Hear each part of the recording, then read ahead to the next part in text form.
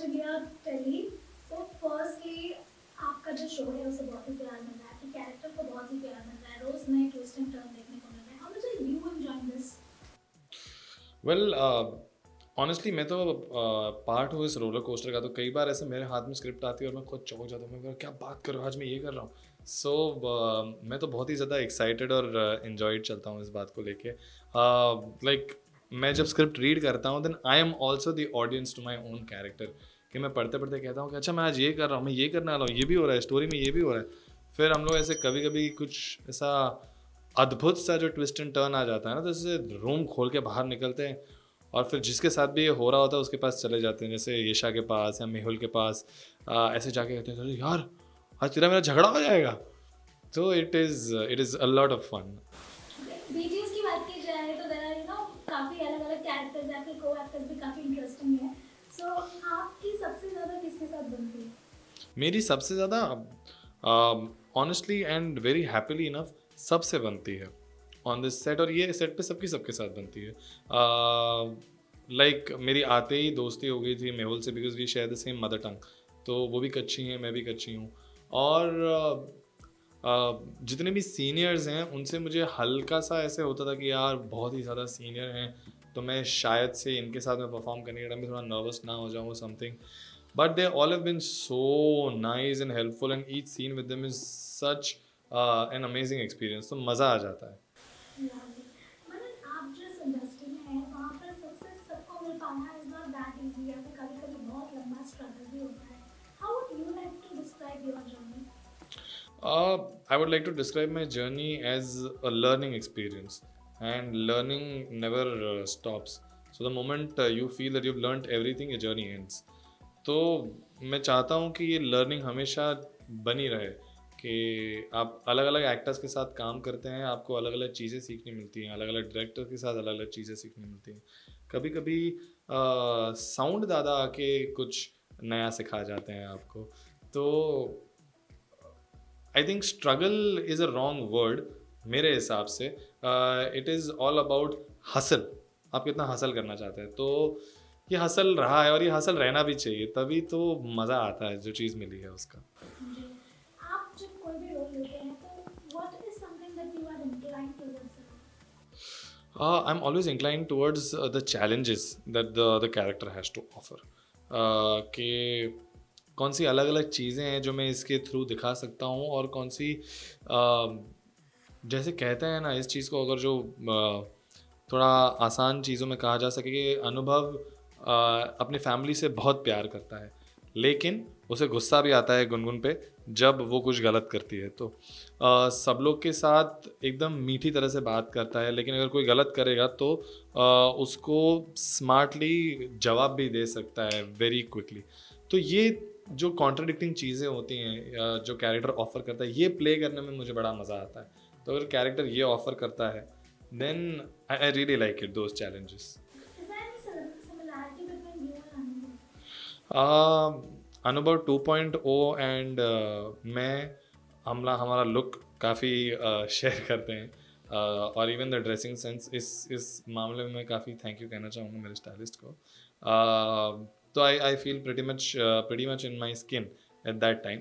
पर apart from that character wise definitely जो अनुभव है अपनी फैमिली को बहुत ही प्यार करते हैं, और अपने आसपास में जितने भी लोग हैं उन लोगों के लेके बहुत प्रोटेक्टिव हैं. And I am someone like that. तो मुझे काफ़ी सिमिलैरिटी दिखती है मेरे और अनुभव में इन दैट एस्पेक्ट कि अपनी फैमिली को खुश करने के लिए कुछ भी कर सकते हैं. यू नो, या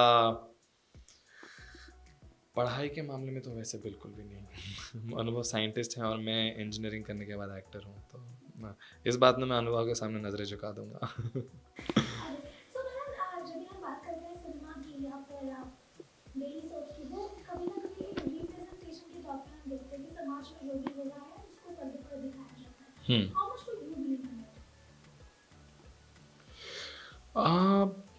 मैं एक हद तक इस बात को बिलीव करता हूँ कि समाज में जो हो रहा है उसे पर्दे पे दिखाया जाता है.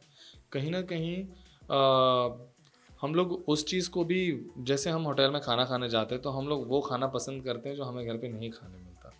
यू नो, कि अगर जो आप राजस्थान में रह रहे हैं तो शायद आप बाहर जाके इडली सांभर खाना पसंद करेंगे क्योंकि वो साउथ की एक अच्छी डिश है। तो समवेयर डेफिनेटली समाज में जो हो रहा है उसका रिप्रेजेंटेशन टू एन एक्सटेंट होता है, but then there are also some underlying emotions जो हम लोग एज ह्यूमन बींग्स फील करना चाहते हैं लेकिन वो हमेशा नहीं हो पाता। जैसे कोई एक स्ट्रगल के थ्रू जा रहा है एंड अ टीवी सीरियल और a programme like ours has something which is a light humour to offer at times, तो वो देख के आप खुश हो जाते हो। तो the representation is happiness at the end, I feel. But जब हम डेली सोप की बात करते हैं, कई बार ऐसा देखा जाता है कि जो स्टोरी लाइन होती है वो बहुत ही ज़्यादा ड्रामेटाइज किया जाता है, असली लाइफ से बिल्कुल भी कोई उसका संबंध नहीं होता। अभी रिसेंटली लोग उसे एक्सेप्ट ही नहीं कर पाते। तो यू थिंक कि चेंज आना चाहिए इंडस्ट्री में?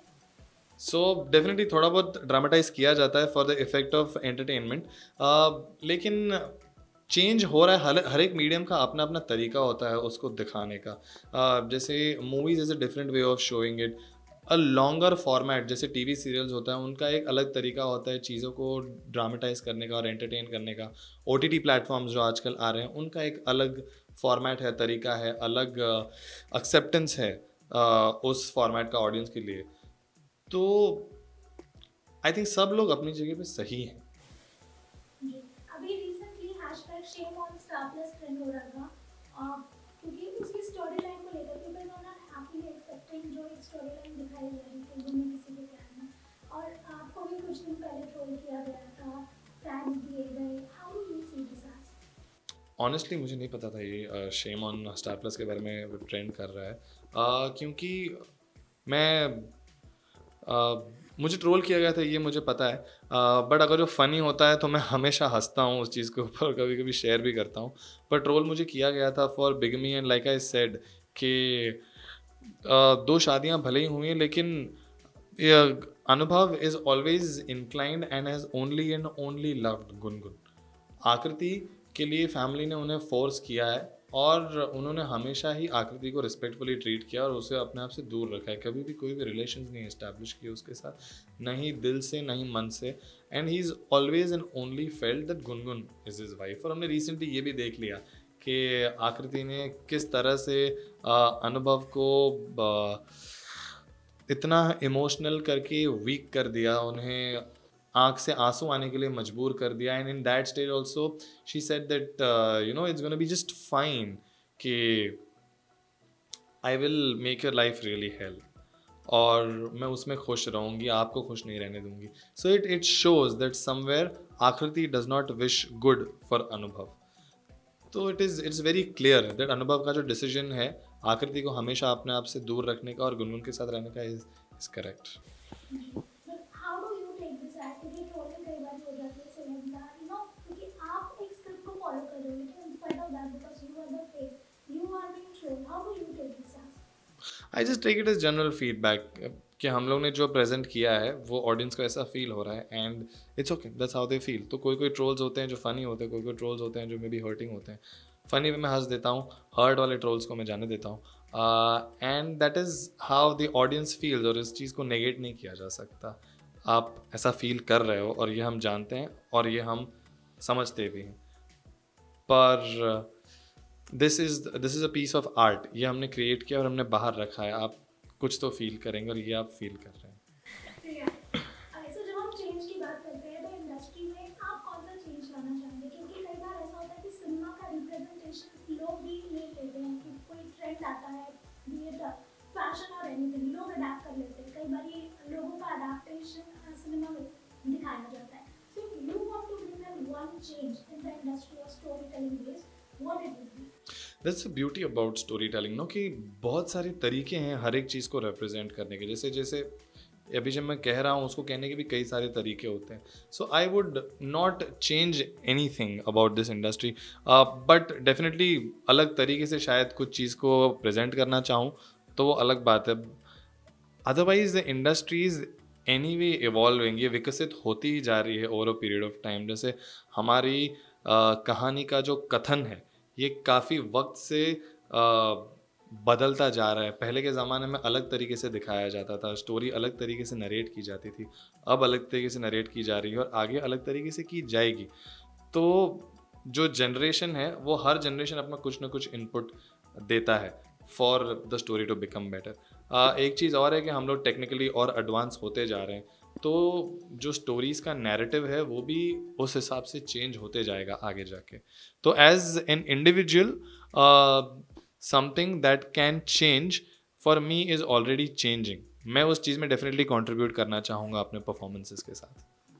सबका रिजेक्शन हैंडल करने का एक अलग तरीका होता है, व्हाट इज योर तरीका? To let it go and focus on something which is coming next, क्योंकि रिजेक्शन तो है, that is the honest truth. तो जो अगली चीज़ आ रही है उस पर फोकस करो, क्योंकि उस पर फोकस करना ज़्यादा ज़रूरी है। इसमें आप रिजेक्ट हो रहे हो तो हो जाने दो। इस इंडस्ट्री में before getting your big I would say the screen play thing, आपको किस चीज़ के लिए रिजेक्ट किया गया था? मुझे काफ़ी सारी चीज़ों के लिए रिजेक्ट किया गया था बिफोर दिस। बहुत rejection is a very common part of this thing. तो मतलब ऐसे कई बार ऐसा होता है कि आप ऑडिशन रूम में जाओ और वो दूर से ही कहते हैं कि ओ यू आर नॉट फिट, तो आप चले जाते हो वहाँ से। तो this is a very common joke amongst actors, कह रहे वो दूर से ही नॉट फिट कह देंगे। तो rejection is a part and parcel of I think every industry. सब लोग को ये आदत होती है। सिर्फ इतना है कि आई गेस इस for an actor it is happen on a very regular basis and काफ़ी ब्रूटल होता है। One thing that keeps you going. Is the desire to become better.